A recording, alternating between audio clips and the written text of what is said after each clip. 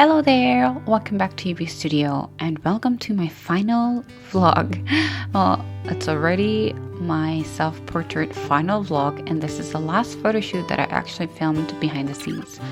I have similar topics that I brought today, but I'm going to kind of go all out and explain it in a very UB way.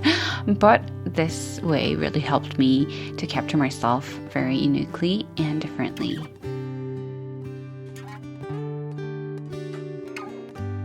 So we talked a lot about the set design, but I wanted to give an easier metaphor of set design. And I think set design is about a reflection of how your heart looks. And it's a reflection of where, if my heart is a house or if my house has a room, it's about how it looks like. And if you don't know how it looks like, it's about creating it. And if you think about it in that way and you start creating it, I think that set design kind of becomes your heart and you kind of feel cared and very reflective as you decide what and how to build your set design and also your heart.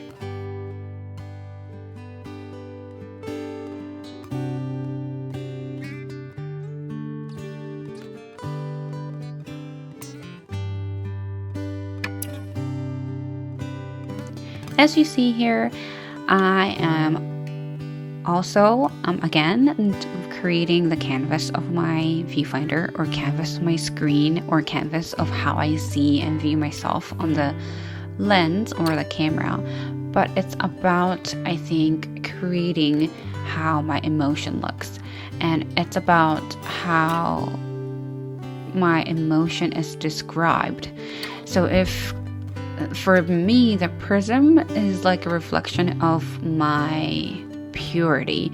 The purity kind of reflects light and it kind of sees through and goes through that prism. It creates a different and diverse colors. And flowers to me, it's like femininity and also like a bloom in ways in me that I don't know. And it's helpful if you think about it like that. But even if you don't think about it, it's actually, for me, it's very natural. The object that you choose and the things that you already have in your life, it reflects you. That's why I keep saying that use what you have in your life because it's already you. You don't have to buy anything. You don't have to purchase anything expensive or you don't have to change your room. Whatever you have right now, it already reflects you and your emotion. So similar to set design, if set design is kind of like a tangible or literally an interior space, I think using my prism and my flower to really create the viewfinder is about creating and expressing my emotions.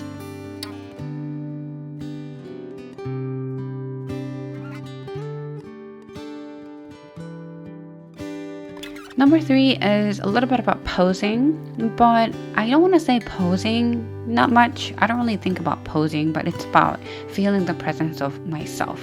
I mean, there's only me in this room and there's only me standing in front of the lens.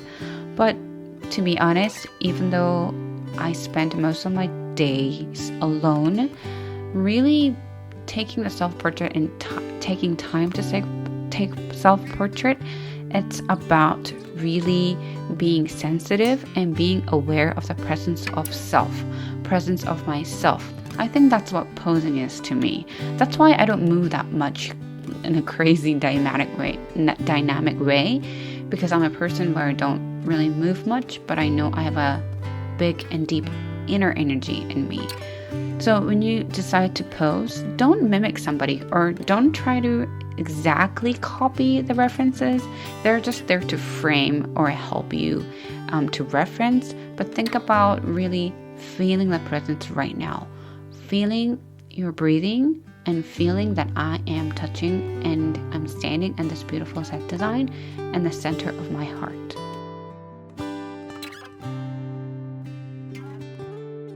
Next point is about pushing the passion. So here I always have flowers, and flowers is one of my biggest passions. It's it's passions because it's something that I constantly come back for, and it's something that I constantly have in my world or in my space, whether or not it costs money or effort. So if there is something in your choice of elements, that could be a prop like mine, it could be a creative method or hobby that you have, or it could be just doing self-portrait regularly, I really recommend to push it more. Here, I have flowers, and I just love portraits that are surrounded by flowers. And what I do is I push the boundaries. I go way more beyond. And it kind of looks funny how I just stick flowers into my clothing, but I think I try to really use what I have already, but push the boundaries and go a little bit more. And it's okay if it looks a really like maximalistic photograph. It's okay if it looks so emotional or so feminine. I mean, that's all about me, and whatever that is, it'll express about me, my heart, and my emotions. And I believe that's when the magic happens, and that's when usually photographs turn out to be something that I did not expect at all. So I really recommend you to push your boundaries as well. Next, number 5 is about giving small change, because that is giving a big change. I used to have like 3-4 outfits and like 2 different set design in one set, and I realized that was so much work.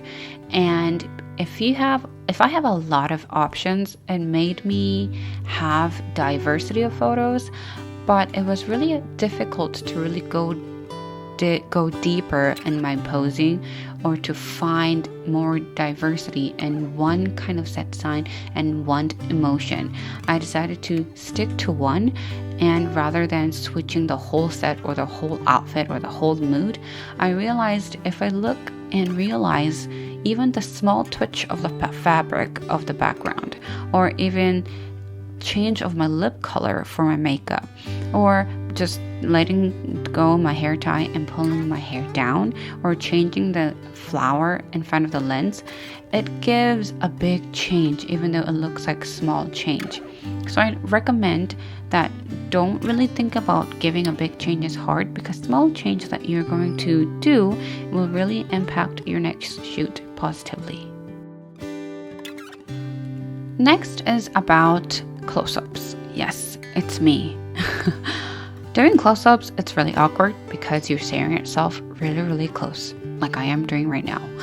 But I gotta tell you, I gotta know that it's me. And being close is the reason why I'm doing self-portraits, because I'm creating time and effort to be close to myself. And being close to somebody, it means you're spending intimate time with that person, and it creates an intimate relationship. And when the relationship becomes intimate, I believe there's comfort, peace, and you discover about things that you don't know.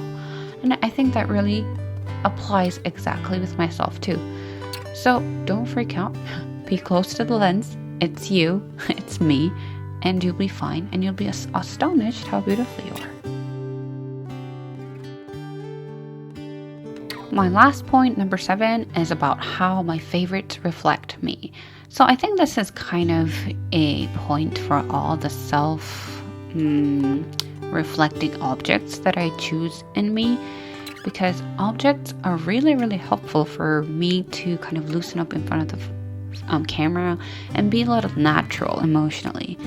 So I usually choose whatever's on my bookshelf, whatever's laying on my desk, whatever's on my closet or drawer, and usually the favorite things or the things that I adore, usually clothes though, really gives me emotional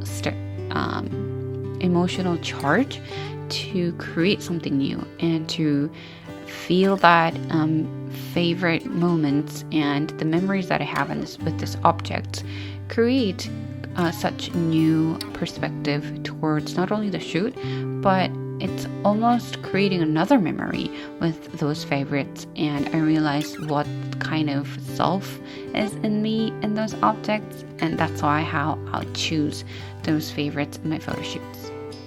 Thank you so much for watching all my 5 vlogs of self-portraits. I am actually glad that these kind of casually taken behind the scenes really helped some of you, and thanks for sharing all those supporters how you were encouraged to create self-portraits or just to see yourself differently in the lens. It could be camera or iPhone. Thank you so much, and I will bring another creative video next time, and happy shooting. Bye!